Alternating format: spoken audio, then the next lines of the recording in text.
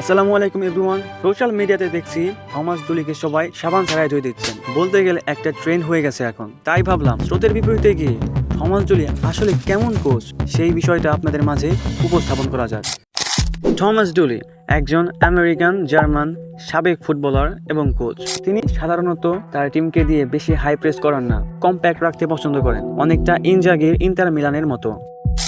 নিচ থেকে খেলা বিল্ড আপ করলেও রিস্কি পাস না দিয়ে মিডফিল্ডে খেলা কন্ট্রোল করার চেষ্টা করেন। লং বল না, ছোট ছোট পাসেই খেলা প্রোগ্রেস করেন। তার টিমের অন্যতম দুই সদস্য হচ্ছেন তার ফুলব্যাকরা, যারা নিয়মিত ওভারল্যাপ করে অ্যাটাকে হেল্প করেন, আবার ট্র্যাক ব্যাক করে নিচে এসে ডিফেন্ডও করেন। তার প্রেফারেড ফরমেশনগুলো হচ্ছে 4-4-2, 4-2-3-1, 4-1-4-1 অ্যান্ড 3-5-2।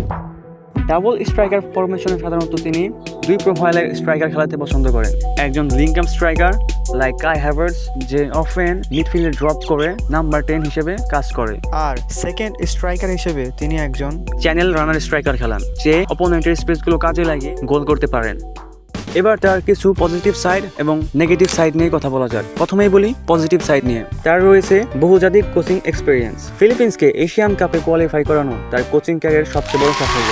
তার কোচিং ফিলোসফি বাংলাদেশের পার্সপেক্টিভে অনেক বাস্তবসম্মত, না খুব বেশি ডিফেন্সিভ মাইন্ডেড, না খুব বেশি অ্যাটাকিং মাইন্ডেড। সোজা কথায় বলতে গেলে তিনি একজন মডারেট লেভেলের আধুনিক কোচ। এবার তার কিছু নেগেটিভ সাইড নিয়ে কথা বলা যায়। ট্যাকটিক্যালি ভালো হলেও তার ম্যান ম্যানেজমেন্ট স্কিল নিয়ে বিতর্ক আছে বেশ। বিভিন্ন নিউজ রিপোর্টে বলা হয় খেলোয়াড়দের সাথে তার সম্পর্ক খারাপ হওয়ার কারণে ফিলিপিন্স ন্যাশনাল টিম থেকে তিনি বরখাস্ত হন। আবার গায়ানা ফুটবল ন্যাশনাল টিম থেকে বরখাস্ত হওয়ার কারণ হিসেবে অনেক রিপোর্টে বলা হয় ফেডারেশন এবং ফুটবলারদের সাথে তার খারাপ সম্পর্কের কথা।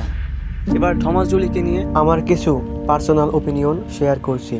থমাস ডুলি কোচ হিসেবে মন্দ নয়, অ্যাটলিস্ট বাংলাদেশের জন্য, কিন্তু তাকে ওই ফ্রিডম, ভালো কোচেস, ভালো স্কাউটস, ভালো ফিজিও টিম এবং ভালো ট্রেনিং ফ্যাসিলিটিস প্রোভাইড করতে হবে। যদি এই সিম্পল জিনিসগুলো প্রোভাইড না করা হয়, তাহলে খোদ পেপ গুয়ার্দিওলা এসেও এই দলকে নিয়ে বেশি দূর আগাতে পারবেন না।